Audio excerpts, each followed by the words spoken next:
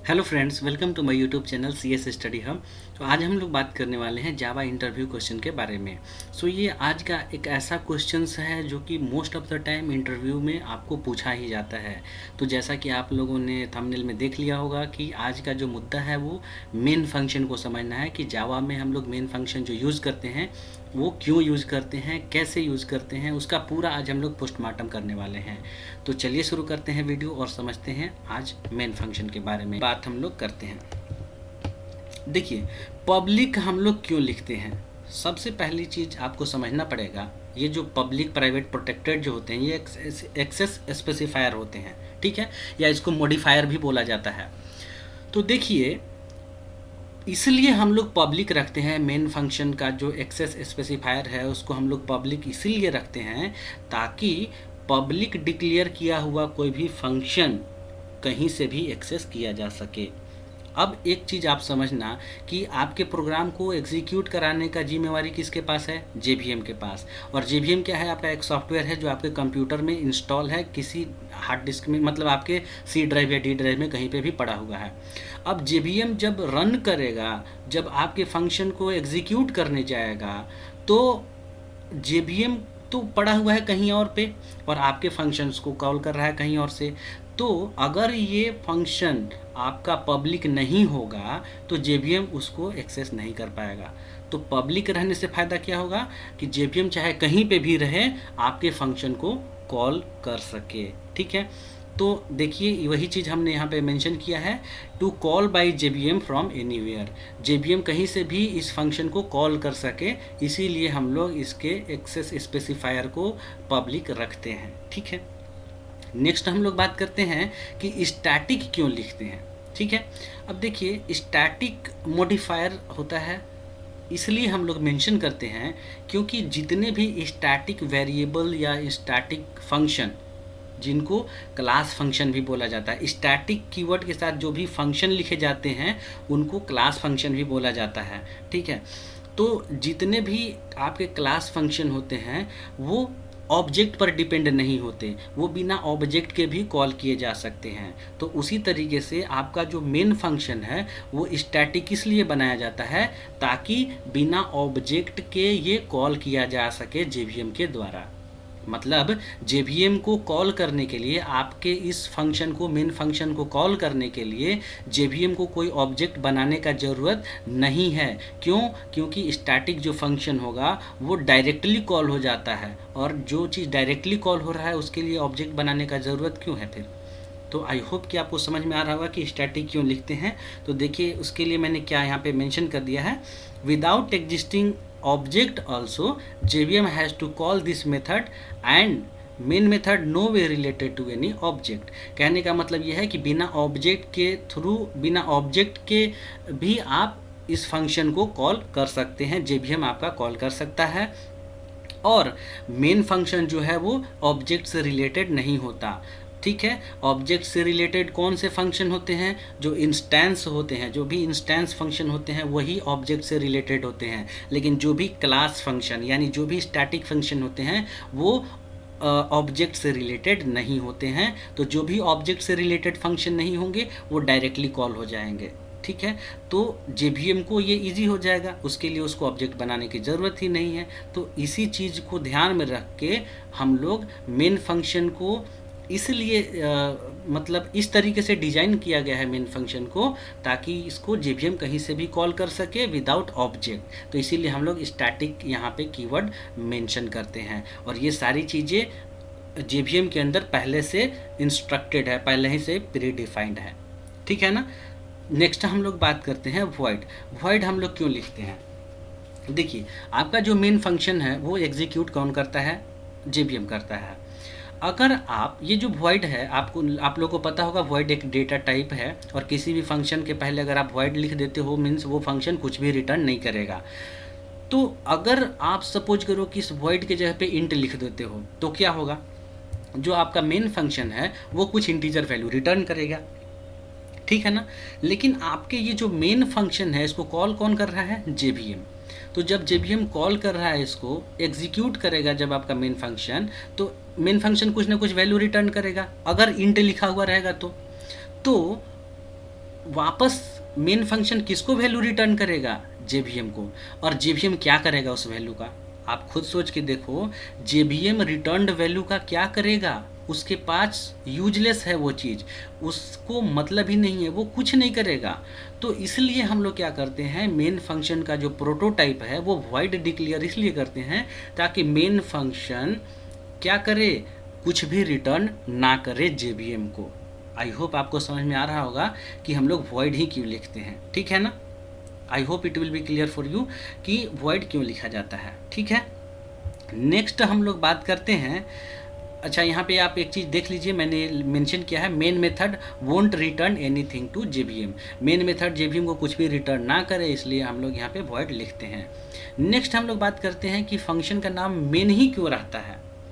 ये दोनों तो मॉडिफायर हो गए, ये रिटर्न टाइप हो गया। हाँ, ये एक्सेस स्पेसिफायर या मॉडिफायर भी कह सकते हो, ये भी मॉडिफायर है आपका। ये रिटर्न टाइप है, ठीक है, ये रिटर्न टाइप है, ये फंक्शन का नाम है। तो फंक्शन का नाम हम लोग मेन ही क्यों रखते हैं? कुछ और रखा जा सकता है क्या?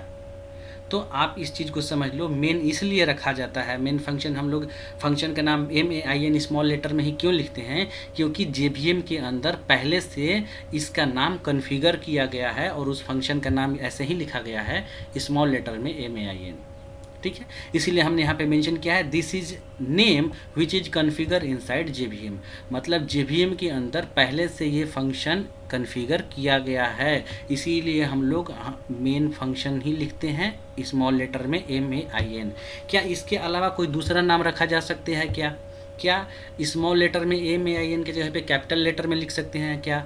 या इसके जगह पे हम फंक्शन का नाम कंप्यूटर रख सकते हैं क्या?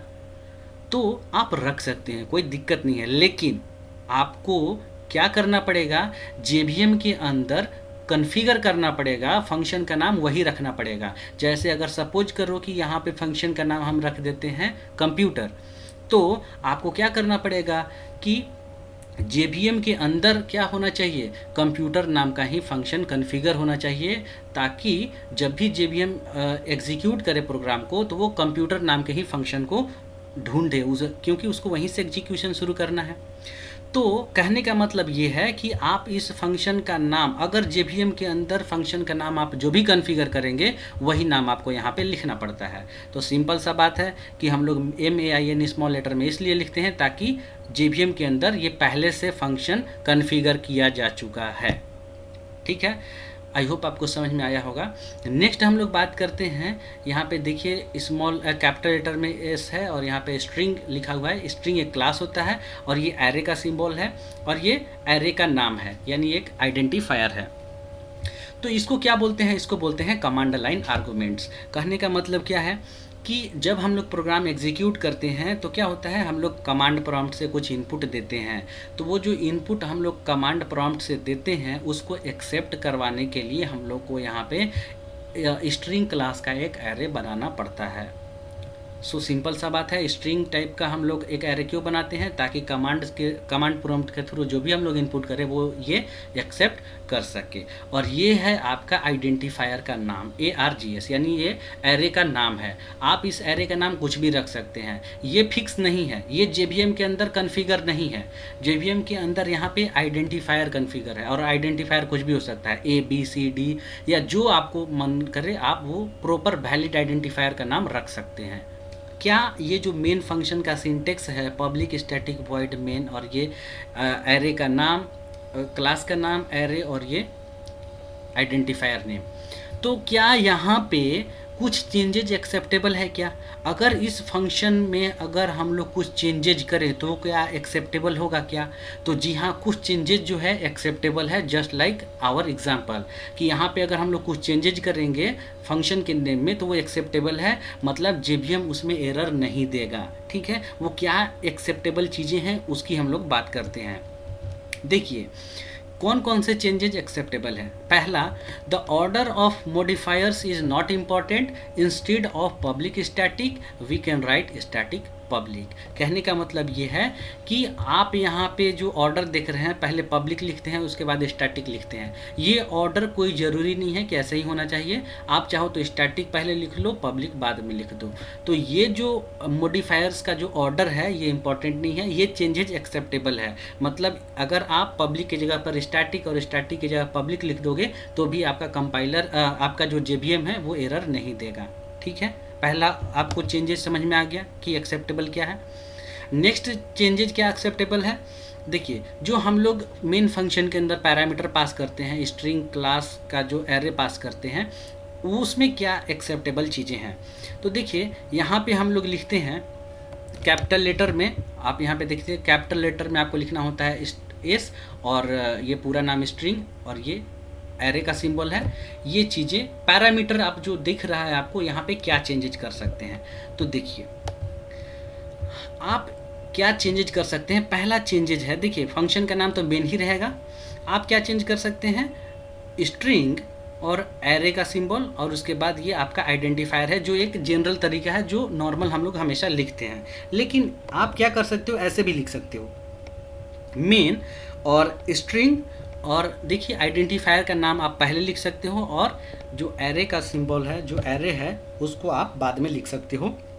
ये एक्सेप्टेबल है, इसमें JVM कोई इशू क्रिएट नहीं करेगा। नेक्स्ट क्या चेंजेज कर सकते हैं हम लोग ऐसे लिख सकते हैं मेन स्ट्रिंग, और उसके बाद देखिए यहाँ पे एक स्पेस छोड़ के, यहाँ पे देखिए स्पेस नहीं था एरे में, लेकिन यहाँ पे एक स्पेस छोड़ के आप एक स्पेस एक दिया हुआ है, उसके बाद एरे बनाया हुआ है, उसके बाद यहाँ पे आइडेंटिफायर का नाम है। तो ऐसे भी लिखोगे तो भी एक्सेप्टेबल है, कोई दिक्कत नहीं है।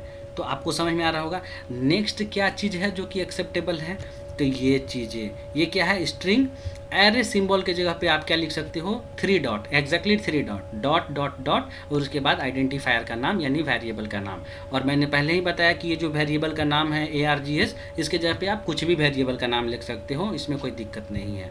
ठीक है, तो ये जो 3 डॉट है इसको बोला जाता है वेर आर्गूमेंट्स, वेर आर्ग्स भी बोलते हैं, या इसको बोलते हैं वेर आर्ग्स, यानी वेर आर्गूमेंट्स। तो ये जो है ये बेसिकली क्या है, ये एक नया सिंटेक्स है इसके जगह पे, और ये जावा का जो है JDK 1.5 वर्जन में आया था। तो आप यहाँ पे ऐसे सिंटेक्स के जगह पे ऐसा सिंटेक्स भी लिख सकते हो, ये भी सिंटेक्स एक्सेप्टेबल है। आप यहाँ पे स्ट्रिंग एरे के जगह पे आप यहाँ पे 3 डॉट लिख सकते हो, एग्जैक्टली 3 डॉट ही होना चाहिए, ज़्यादा उससे नहीं होना चाहिए, कम भी नहीं होना चाहिए। तो अगर एरे के जगह पे 3 डॉट भी लिख दोगे तो भी आपका एक्सेप्टेबल है। ठीक है ना, इसको बोला जाता है वेर आर्ग्स। तो ये जो चेंजेज है वो बेसिकली एक्सेप्टेबल है। अगर आप चेंजेज करोगे ये सारी चेंजेज तो भी आपका JVM कोई भी इशू क्रिएट नहीं करेगा प्रोग्राम रन करने के लिए। वीडियो को लाइक करें, शेयर करें, सब्सक्राइब करें और चैनल पे बने रहें इस तरीके के वीडियो पाने के लिए। Okay, thank you.